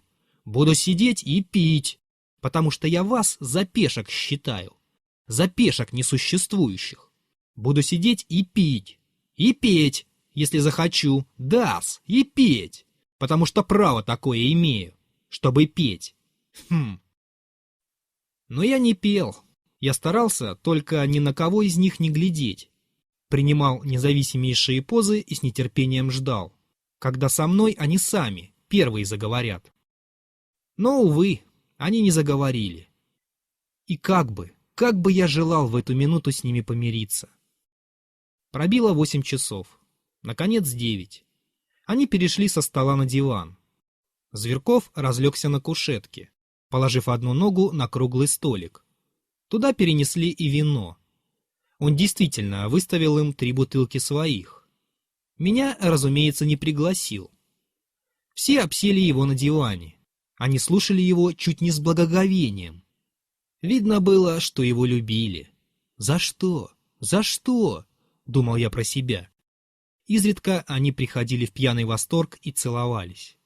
Они говорили о Кавказе, о том, что такое истинная страсть, о Гальбике, о выгодных местах по службе, о том, сколько доходу у гусара Подхоржевского, которого никто из них не знал лично, и радовались, что у него много доходу, о необыкновенной красоте и грации княгини Денской, которую тоже никто из них никогда не видел. Наконец дошло до того, что Шекспир бессмертен. Примечание. Гальбик – азартная карточная игра. Я презрительно улыбался и ходил по другую сторону комнаты, прямо напротив дивана, вдоль стены, от стола до печки и обратно. Всеми силами я хотел показать, что могу и без них обойтись, а между тем нарочно стучал сапогами, становясь на каблуки. Но все было напрасно. Они-то и не обращали внимания. Я имел терпение проходить так, прямо перед ними, с 8 до 11 часов, все по одному и тому же месту, от стола до печки и от печки обратно к столу. Так хожу себе, и никто не может мне запретить. Входящий в комнату слуга несколько раз останавливался смотреть на меня. От частых оборотов у меня кружилась голова. Минутами мне казалось, что я в бреду. В эти 3 часа я 3 раза вспотел и просох. Порой с глубочайшую, с ядовитою болью вонзалась в мое сердце мысль, что пройдет 10 лет, 20 лет, 40 лет, а я все-таки хоть и через 40 лет, с отвращением и с унижением, вспомню об этих грязнейших, смешнейших и ужаснейших минутах из всей моей жизни. Бессовестнее и добровольнее унижать себя самому было уже невозможно. И я вполне понимал это, и все-таки продолжал ходить от стола до печки и обратно. О, если бы вы только знали, на какие чувства и мысли способен я, и как я развит, думал я минутами, мысленно обращаясь к дивану, где сидели враги мои. Но враги мои вели себя так, как будто меня и не было в комнате. Один только раз они обернулись ко мне, именно когда Зверков заговорил о Шекспире, а я вдруг презрительно захохотал. Я так выделенно и гадко фыркнул, что они все разом прервали разговор и молча наблюдали минуты 2, серьезно, не смеясь, как я хожу по стенке, от стола до печки, и как я не обращаю на них никакого внимания. Но ничего не вышло. Они не заговорили, и через 2 минуты опять меня бросили. Пробило 11. «Господа!» — закричал Зверков, подымаясь с дивана. «Теперь все туда!» «Конечно, конечно!» — заговорили другие. Я круто поворотил к Зверкову. Я был до того измучен, до того изломан, что хоть зарезаться, а покончить. У меня была лихорадка. Смоченные потом волосы присохли к колбу и вискам. «Зверков, я прошу у вас прощения», — сказал я резко и решительно. «Ферфичкин, и у вас тоже. У всех. У всех. Я обидел всех». «Ага, дуэль-то не свой брат», — ядовито прошипел Ферфичкин. Меня больно резануло по сердцу. «Нет, я не дуэли боюсь, Ферфичкин. Я готов с вами же завтра драться. Уже после примирения. Я даже настаиваю на этом. И вы не можете мне отказать. Я хочу доказать вам, что я не боюсь дуэли. Вы будете стрелять первый, а я выстрелю в воздух». «Сам себя тешит», — заметил Симонов. «Просто сбрендил», — отозвался Трудолюбов. «Да позвольте пройти, что вы поперек дороги стали? Ну чего вам надобно?» Презрительно отвечал Зверков. Все они были красные, глаза у всех блестели. Много пили. «Я прошу вашей дружбы, Зверков. Я вас обидел, но...» «Обидели? Вы? Меня? Знайте, милостивый государь, что вы никогда и ни при каких обстоятельствах не можете меня обидеть. И довольно с вас, прочь!» — скрипел Трудолюбов. «Едем!» «Олимпия моя, господа, уговор!» — крикнул Зверков. «Не оспариваем, не оспариваем!» — отвечали ему, смеясь. Я стоял оплеванный. Ватага шумно выходила из комнаты. Трудолюбов затянул какую-то глупую песню. Симонов остался на крошечную минутку, чтобы дать на чай слугам. Я вдруг подошел к нему. «Симонов, дайте мне 6 рублей», — сказал я решительно и отчаянно. Он поглядел на меня в чрезвычайном изумлении, какими-то тупыми глазами. Он тоже был пьян. «Да разве вы туда с нами?» «Да». «У меня денег нет», — отрезал он, презрительно усмехнулся и пошел из комнаты. Я схватил его за шинель. Это был кошмар. «Симонов, я видел у вас деньги. Зачем вы мне отказываете? Разве я подлец? Берегитесь мне отказать. Если б вы знали, для чего я прошу. От этого зависит все мое будущее, все мои планы». Симонов вынул деньги и чуть не бросил их мне. «Возьмите, если вы так бессовестны», — безжалостно проговорил он и побежал догонять их. Я остался на минуту один. Беспорядок, объедки, разбитая рюмка на полу, пролитое вино, окурки папирос, хмель и бред в голове, мучительная тоска в сердце и, наконец, лакей, все видевший и все слышавший и любопытно заглядывающий мне в глаза. «Туда!» — вскрикнул я. «Или они все на коленях, обнимая ноги мои, будут вымаливать моей дружбы, или я дам Зверкову пощечину». Глава 5. Так вот оно, наконец, столкновение с действительностью. Бормотал я, сбегая стремглав с лестницы. Это знать уже не папа, оставляющий Рим и уезжающий в Бразилию. Это знать уже не бал на озере Комо. «Подлец ты!» — пронеслось в моей голове. «Коли над этим теперь смеешься». «Пусть!» — крикнул я, отвечая себе. «Теперь ведь уже все погибло». Их уже и след простыл, но все равно я знал, куда они поехали. У крыльца стоял одинокий Ванька, ночник, в сермяге, весь запорошенный, все еще валившимся мокрым и как будто теплым снегом. Было парно и душно. Маленькая лохматая пегая лошаденка его была тоже вся запорошена и кашляла. Я это очень помню. Я бросился в лубошные санки, но только было я занес ногу, чтобы сесть. Воспоминание о том, как Симонов сейчас давал мне 6 рублей, так и подкосило меня, и я как мешок повалился в санки. «Нет, надо много сделать, чтобы все это выкупить», — прокричал я. «Но я выкуплю, Или в эту же ночь погибну на месте. Пошел!» Мы тронулись. Целый вихрь кружился в моей голове. На коленях умолять о моей дружбе они не станут. Это мираж, пошлый мираж. Отвратительный, романтический и фантастический. Тот сжибал на озере Комо. И потому я должен дать Зверкову пощечину. Я обязан дать. Итак, решено. Я лечу теперь дать ему пощечину. Погоняй!» Ванька задергал вожжами. «Как войду, так и дам. Надобно ли сказать перед пощечиной несколько слов в виде предисловия? Нет, просто войду и дам. Они все будут сидеть в зале, а он на диване с Олимпией. Проклятая Олимпия! Она смеялась раз над моим лицом и отказалась от меня. Я оттаскаю Олимпию за волосы, а Зверкова за уши. Нет, лучше за одно ухо, и за ухо проведу его по всей комнате. Они, может быть, все начнут меня бить и вытолкают. Это даже наверно. Пусть. Все же я первый дал пощечину. Моя инициатива. А по законам чести это все. Он уже заклеймен, и никакими побоями уже не смоет с себя пощечины, кроме как дуэлью. Он должен будет драться. Да и пусть они теперь бьют меня. Пусть, неблагородные. Особенно будет бить Трудолюбов. Он такой сильный. Ферфичкин прицепится сбоку и непременно за волосы, наверно. Но пусть, пусть. Я на то пошел. Их бараньи башки принуждены же будут раскусить, наконец, во всем этом трагическое. Когда они будут тащить меня к дверям, я закричу им, что в сущности они не стоят моего одного мизинца.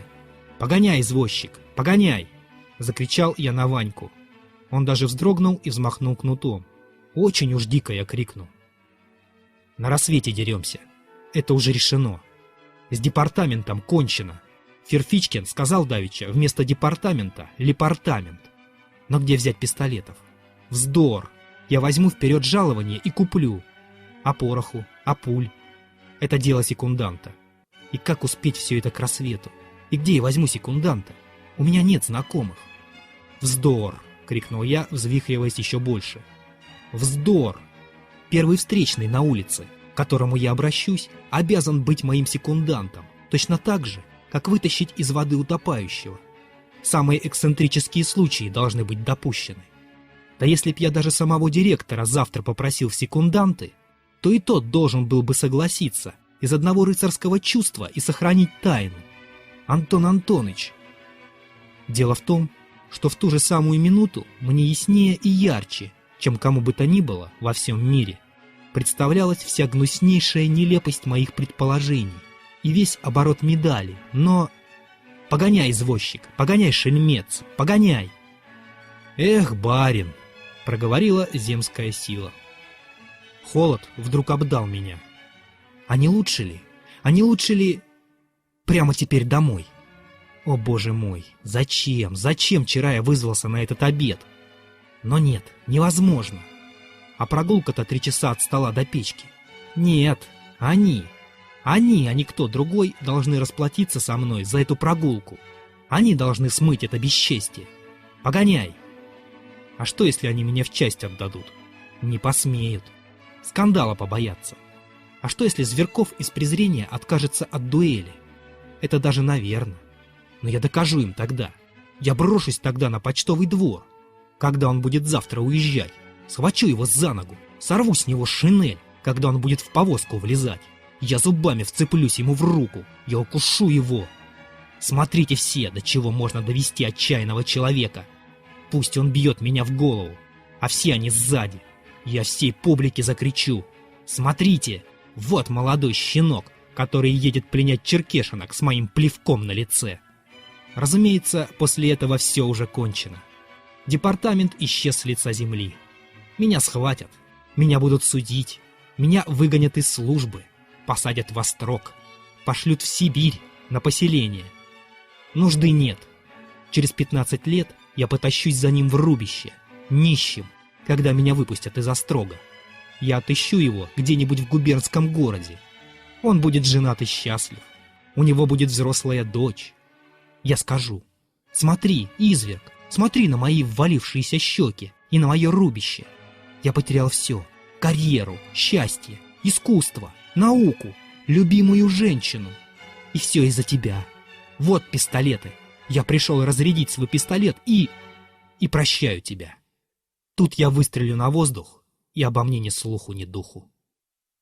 Я было даже заплакал, хотя совершенно точно знал в это же самое мгновение, что все это из Сильвио, из «Маскарада» Лермонтова. И вдруг мне стало ужасно стыдно. До того стыдно, что я остановил лошадь, вылез из саней и стал в снег среди улицы. Ванька с изумлением и вздыхая смотрел на меня. Что было делать? И туда было нельзя, выходил вздор. И оставить дело нельзя, потому что уж тут выйдет. Господи, как же это можно оставить? И после таких обид. «Нет!» — воскликнул я снова, кидаясь в сани. «Это предназначено! Это рок! Погоняй! Погоняй туда!» И в нетерпении я ударил кулаком извозчика в шею. «Да что ты? Чего дерешься?» — закричал мужичонка, стягая, однако, шклячу, так что та начала легаться задними ногами. Мокрый снег валил хлопьями. Я раскрылся, мне было не до него. Я забыл все прочее, потому что окончательно решился на пощечину и с ужасом ощущал, что это ведь уже непременно сейчас, теперь случится, и уж никакими силами остановить нельзя. Пустынные фонари угрюмо мелькали в снежной мгле, как факелы на похоронах. Снег набился мне под шинель, под сюртук, под галстук и там таял. Я не закрывался, ведь уж и без того все было потеряно. Наконец мы подъехали. Я выскочил почти без памяти, вбежал по ступенькам и начал стучать в дверь руками и ногами. Особенно ноги, в коленках, у меня ужасно слабели. Как-то скоро отворили, точно знали о моем приезде. Действительно, Симонов предуведомил, что, может быть, еще будет один, а здесь надо было предуведомлять и вообще брать предосторожности. Это был один из тех тогдашних модных магазинов, которые давно уже теперь истреблены полицией. Днем и в самом деле это был магазин, а по вечерам, имеющим рекомендацию, можно было приезжать в гости.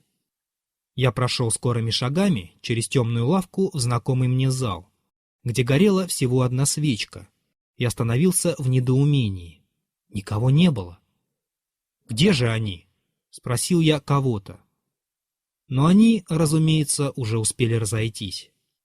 Передо мной стояла одна личность, с глупой улыбкой, сама хозяйка, отчасти меня знавшая. Через минуту отворилась дверь, и вошла другая личность. Не обращая ни на что внимания, я шагал по комнате и, кажется, говорил сам с собой. Я был точно от смерти спасен, и всем существом своим радостно это предчувствовал. Ведь я бы дал пощечину, я бы непременно дал пощечину. Но теперь их нет, и... Все исчезло, все переменилось. Я оглядывался, я еще не мог сообразить. Машинально я взглянул на вошедшую девушку. Передо мной мелькнуло свежее, молодое, несколько бледное лицо, с прямыми темными бровями, серьезным и как бы несколько удивленным взглядом.